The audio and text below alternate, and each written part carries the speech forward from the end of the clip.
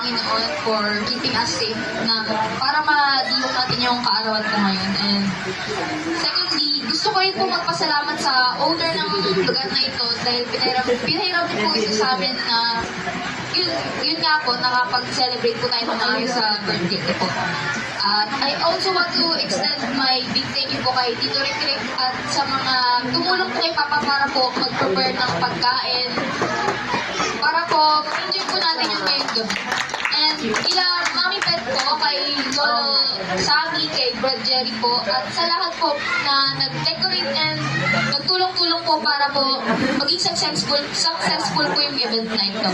Kita naman po natin na sobrang ganda po ng pinalabasan ng pag-hard work po nila sa lugar na ito.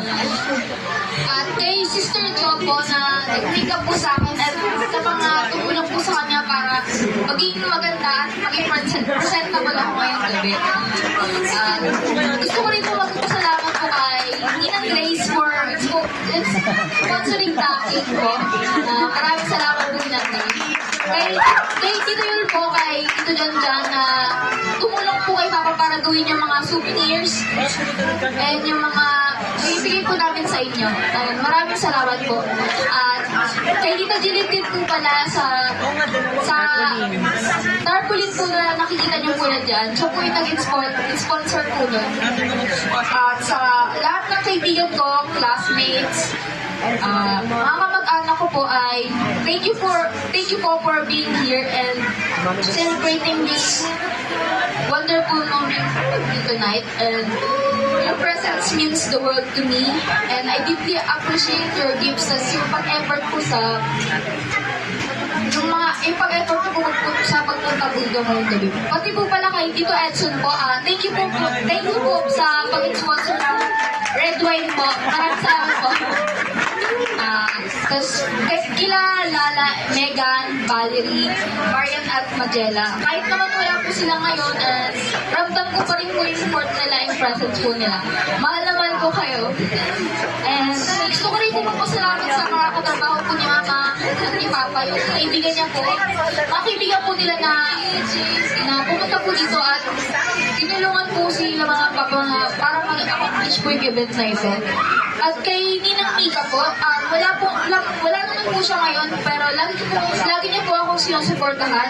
So po yung nagbigay ng phone na hawak po ngayon, and siya rin po yung pina-experience po sa akin na makapunta ng Boracay April lang po and makasakay sa aeroplano for the first time.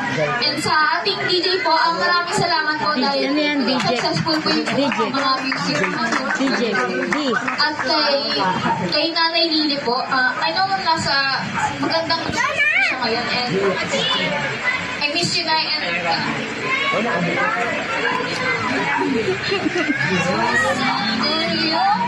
maraming salamat po. Lastly po, I want to express my heartfelt gratitude po sa parents ko.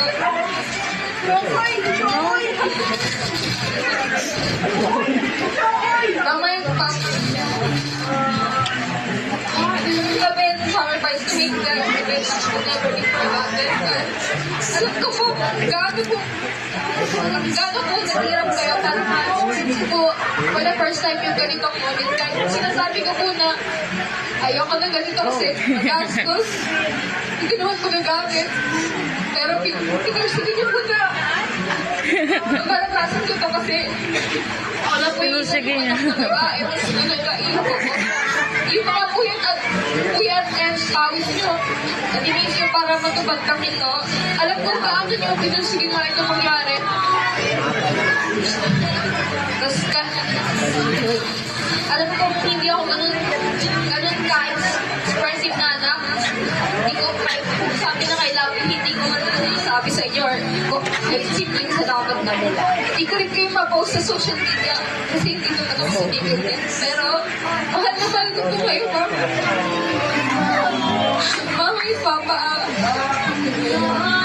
mahal na mahal ko po kayo.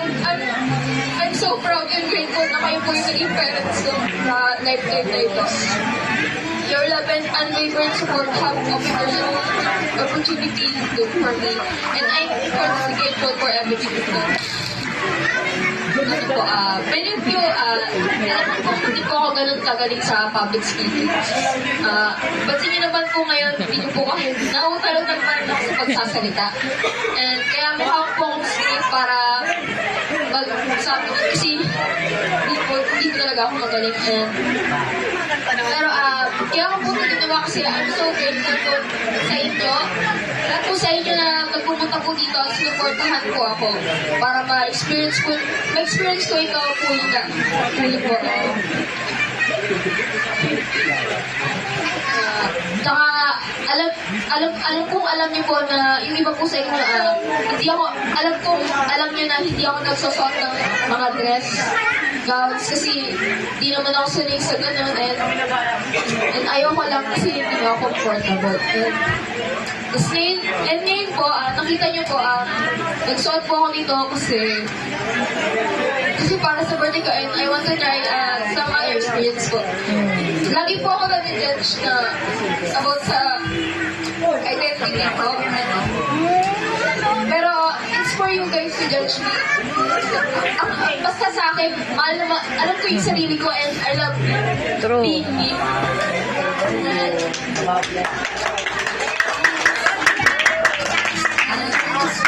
Nakita niyo po kung lumaki from baby from baby tas ngayon na alam kong na-witness niyo po kung paano ako pinalaki and paano po ako naging ganito and nakilala niyo po kung sino po talaga ako. So, kaya nandito po ako ngayon and your presence tonight is more meaningful to me than any word can express. So, let's cherish this evening, celebrate our shared memories, and create moments that will last the last time. Once again po, thank you for all being here, for making this celebration unforgettable po para sa akin. Kaya, let's continue to enjoy the rest of the evening together. Here to love, acceptance, and the beautiful journey ahead. So, maraming salamat po everyone. Thank you po. Kung uwi po kayo, mag-ingat po kayo. Maraming salamat po.